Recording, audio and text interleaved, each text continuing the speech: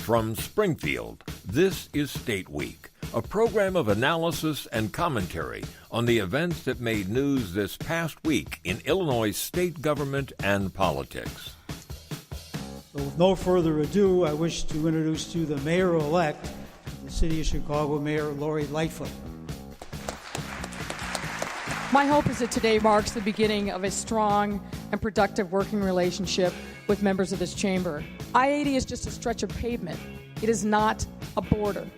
We are all one state, and Illinoisans, wherever we live, want the same things for themselves and their families. The state of Illinois' fate has a lot to do with the future of Chicago and vice versa, and we know that. And I look forward to a governor who recognizes that supporting Chicago, particularly economically, inures to the benefit of the entire state. What I will say to members of the General Assembly as they consider this constitutional amendment is this: let the people vote. We have a constitutional amendment process that ultimately puts this decision to the voters. Politicians are pretty good at the class warfare game. And if you can point to them and say, well, we're going to get more money for your schools, but we're going to make the guys over there pay for it, that makes it easier to do. They haven't proposed to you how they're actually going to overcome the budget deficit of the state or how they're going to pay the bills of the state. They're just demagoguing this issue. There's been a lot of talk about billionaires, but let's talk about who this proposal really impacts. Small and medium-sized businesses across Illinois. Manufacturers, retailers, family farmers, car dealers, beer distributors, nursing homes, hotels, and more. On the graduated income tax plan, it started moving in the legislature this week. We'll take a look at the path ahead for that. And also, the mayor-elect of Chicago came to Springfield, talking about the need for unity between the city and the rest of Illinois. We'll discuss that and more coming up on State Week. In Springfield, I'm Sean Crawford, news director for NPR Illinois, and our panel includes Charlie Wheeler, former State House reporter and director of the Public Affairs Reporting Program at the University of Illinois Springfield. Also with us, Brian Mackey, Illinois Public Radio State House editor, and Daisy Contreras, the IPR State House reporter. And our guest this week is Hannah Meisel. She reports on the State House for the Daily Line. And Hannah, it's good to have you on once again. Glad to be back. So let's start talking about Lori Lightfoot. Brian, she comes to the Capitol.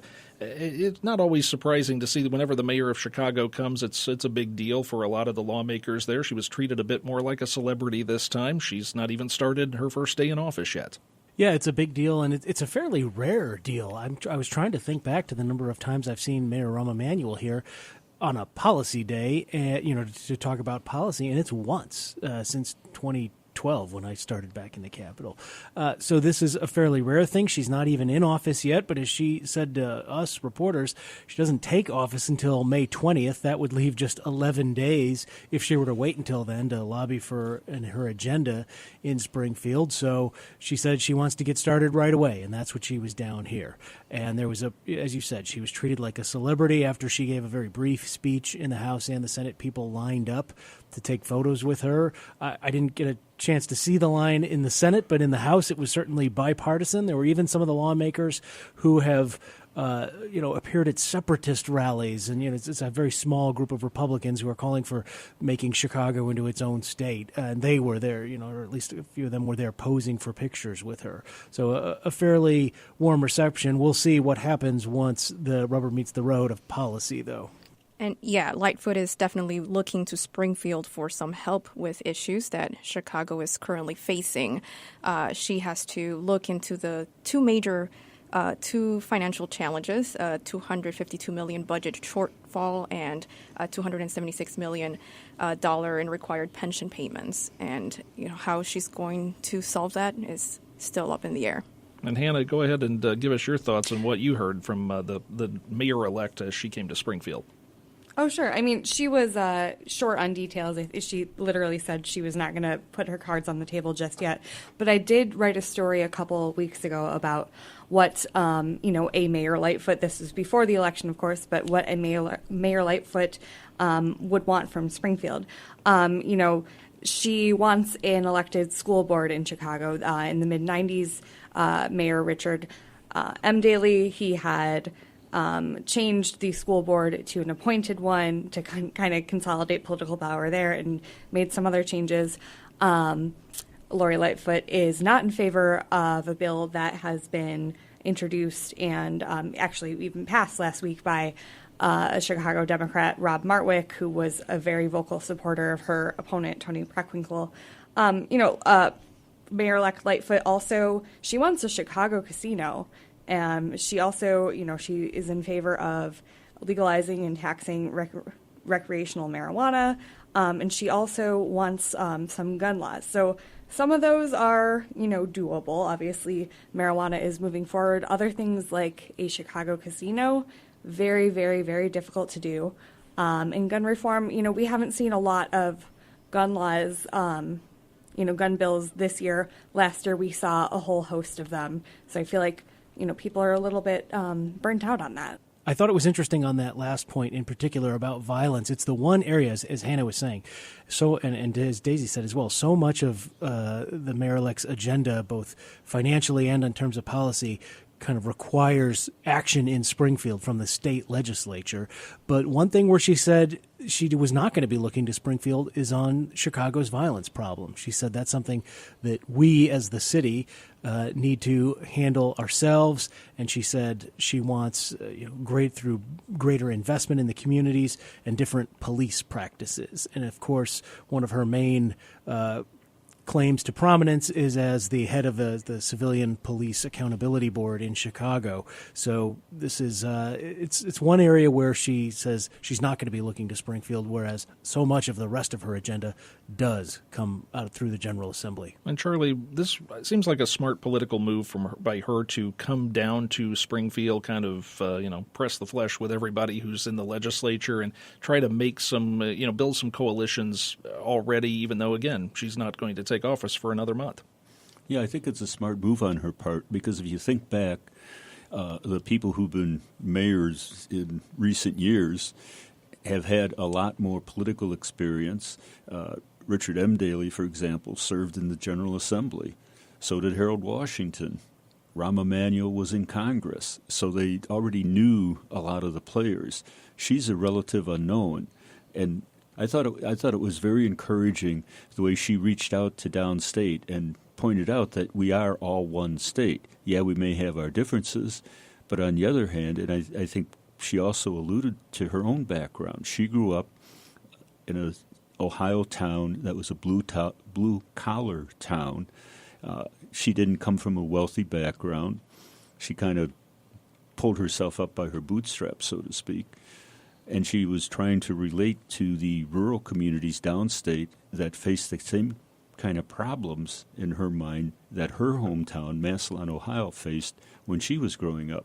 So I think it's good, because this notion that we should be separate, I think, works against the best interests of all of us. I've always been a firm believer in Illinois being one state. The problems may be different in southern Illinois than they are in the city of Chicago, but we have to work together to solve them. So I'll get off my soapbox now. Well, Daisy, when we have a new governor, we'll have a new mayor of Chicago coming in, and so far so good, I guess. We don't know how they're going to work together, but it certainly may not be worse than what we saw of the last relationship with Rahm Emanuel and Bruce Rauner. They were really not getting along too well at the end. Yeah, I mean, they were known as the odd couple with a rocky relationship, as you say, Sean, throughout their time in office. One minute they would be posing together for photo ops during ribbon cuttings in Chicago, and the next minute Rauner would be taking to on the radio criticizing Emanuel over the city's violence, even going as far as calling him corrupt, a similar tune we'd heard often when Rauner spoke about House Speaker Michael Madigan. Old politics, probably, but perhaps, both Rauner and Emanuel were once very good friends. They would vacation together, drink expensive wine together, but I think that rhetoric that Charlie alluded to, that we hear a lot, the whole Chicago versus downstate narrative, may have put them at odds and in awkward situations. Now, it will definitely be interesting to see how Lightfoot and Pritzker work together. Well, one thing both of them want, and Brian and Hannah, let me turn this over to you, they're both in favor of a graduated income tax. Of course, Pritzker ran on this as part of his agenda as a way to bring in more money. He's calling it the fair tax now. I've heard it called the jobs tax. We've heard it called a lot of things. At this point, though, it's still a ways from becoming a reality, but it has started to move in the legislature. Right. This week, on Tuesday, I believe it was, the governor had a press conference when he released the language that would actually show up on the ballot in November of 2020 for the constitutional amendment that citizens would have to vote on. And then on either Wednesday or Thursday, whenever it was, it passed out of a Senate committee on party lines. It actually, for being so contentious and so big, I was kind of surprised by, they made pretty short work of it. I think we were in there for maybe a little over an hour, and it didn't get all that contentious. Of course, like I said, passed on a party line vote. Republicans are, not going to vote for this, although there are a couple that people are keeping their eyes out when eventually does get to the floor. And then on Wednesday night, I happened to be here pretty late, and I heard the Senate read it into the record for the first time. You have to read a constitutional amendment like this into the record 3 times on 3 separate days for each chamber. So I heard it that first time. Unsure if it's been read into the record a second time. Must have missed it. Yeah, and this is something where it's actually pretty quick, and we can actually just read it right now. The General Assembly shall provide by law for the rate or rates of any tax on or measured by income imposed by the state. So basically what this does is it takes the flat tax requirement out of the Illinois Constitution. As Charlie knows well, when the delegates met in 1969 and 1970, they decided to impose a flat tax on the state of Illinois. So whether you make if you're making $10,000 or $100,000 or $100 million a year, it's all subject to the same tax rate. This change that the governor's pushing through would say, it's one rate for the first so much of income, then the next tier of income goes up at a higher rate, the next tier at a higher rate, and so on and so forth, until you actually get above $1 million, and then it's all your income is taxed at that higher rate. But this is so, as Hannah said, so far it's been a party line opposition. Business groups are mobilizing against this, but there is, particularly in the Senate, where the Democrats have such an overwhelming supermajority. It's closer in the House. But in the Senate, the Republicans really just seem resigned to the fact that the Democrats are going to be able to muscle this through on their own. And Charlie, this issue has come up for many years. I mean, we've heard this going back decades of why don't they do a graduated income tax. So it's gaining some steam now, of course, with J.B. Pritzker in office. But what has been the holdup in the past on this? What has actually stopped that from happening?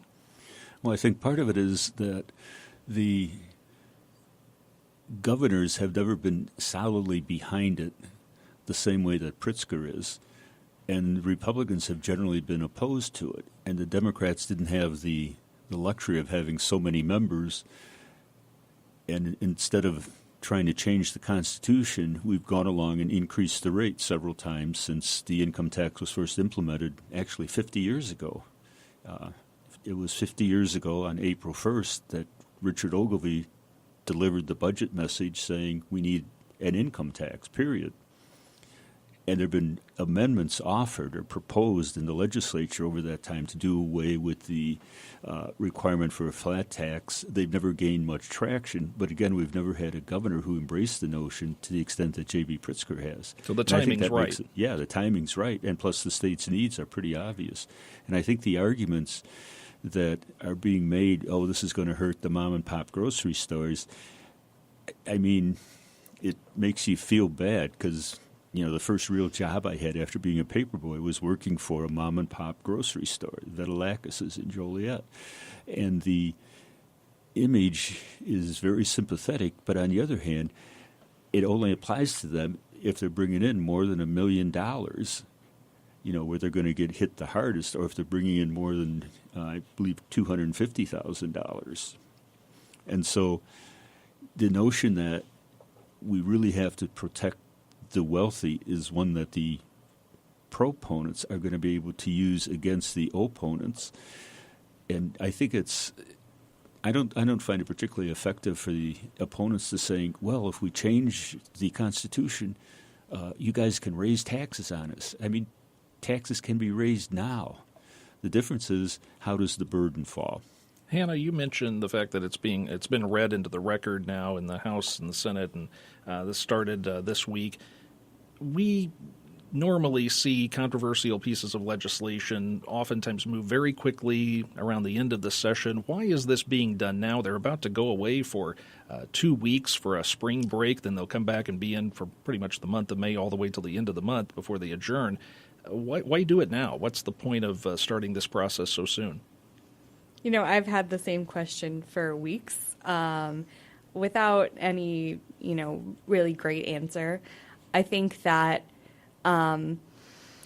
this process is really complicated because not only do they have to pass this constitutional amendment, they also, Senate sponsor Don Harmon, who has been behind this for years, he also has told me he wants to also pass bills that state what the rates would be. And so, you want to pass those pieces of legislation in tandem. I guess my best guess from the conversations I've been having is, they want to show that they're very, very serious about getting this done in the spring session. It's been suggested to me lately that, maybe they could push it off, not make anyone have to make those hard choices now and then be basically chased around by campaign rhetoric for another 18 months. But it's going to happen either way, that people who vote for it are going to be slammed. There's all these business groups like Brian mentioned earlier, all these business groups that are kind of forming a loose coalition against the tax.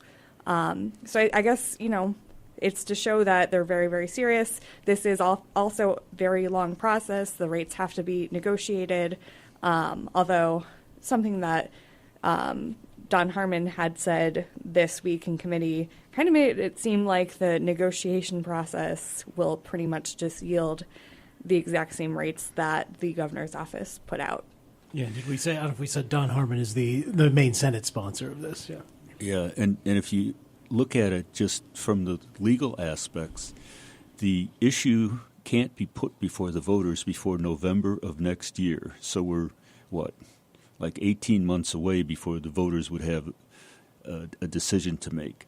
The Constitution would require that any amendment to be submitted in 2020 has to be approved by the General Assembly for submission by May of 2020. So we're still more than a year away before there's any real deadline. And if you look about it in terms of what legislation has to be enacted, you can't really enact legislation effectively until you know if the Constitution has been amended or not. You could pass a bill saying, if the Constitution is amended, then this becomes law. Or you could wait, and in the lame duck session after the November 2020 election, you could pass legislation or wait until January 1st and do it with a simple majority. So in terms of the legalisms involved, there really is no big rush. Just to what Charlie would said, my understanding from the sponsors here and the governor is that they want these rates in place, ready to go, so that people know what they're voting for. That's what the Democrats are saying, that they want to make sure that this is, so I think it will probably follow the path, Charlie, where you said, where it'll be, they'll pass a bill signed into law that will say if the voters approve this constitutional amendment, then these will be the rates that take effect. Yeah. Of course, Republicans say, and this is one of their other main counter arguments, is that, well, that's fine now, but what we've seen in other states that have done a graduated income tax is that those higher rates, in future years, they creep back down the income ladder. And so, yeah, it's maybe a good deal for anyone making less than $250,000 a year now, but we're worried about what future Democratic majorities might do. Democrats counter to say it's never been easy to raise taxes in Illinois. I think we've seen that there have only been 2 tax increases. They were both happened to be this decade, but before that, you have to go back to I think it's the 90s when there was last a tax increase in Illinois. So this is not something that the legislature has done willy-nilly in the past. Republicans say, well, it's easier if you can just say, well, we're only taxing the wealthy. And so that's another one of their lines of attack. Yeah, and what I see as the weakness in that argument is the fact that you can raise the taxes on everybody now. So they're saying, well, if you change the Constitution to only raise them on the rich people, at some point down the road, you'll raise them on everybody else. hey, they can raise them on everybody now. The difference is that the rich people, in quotes, would not be singled out to pony up a little bit more. Well, we have seen some landmark legislation, not just moving in the legislature so far this year, but actually approved, signed into law. One of those pieces of legislation was signed last week. It's called Tobacco 21, basically raises the age to purchase tobacco products in the state of Illinois to 21 from the age of 18. Daisy, this, of course, has been talked about for several years as well, finally making it through. Yeah, and this would make Illinois the first state in the Midwest to adopt it. Chicago already has something similar in place since 2016, and there are about 30 other localities across the state that have also adopted this, and for them it's gone well. There are 8 other states that have raised the smoking age to 21. Last week, Washington State also joined that list. And like the House sponsor, Representative Camille Lilly said, raising the purchasing age to 21 makes it so that 18-year-olds are no longer the suppliers to the younger kids.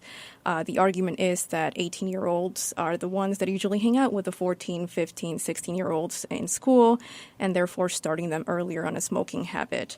It's estimated that the law will help reduce youth tobacco use, and the law takes effect July 1st, and it had bipartisan support. Also worthy of a mention is that not only does the measure increase the purchasing age to 21, but it also gets rid of the penalties for underage possession.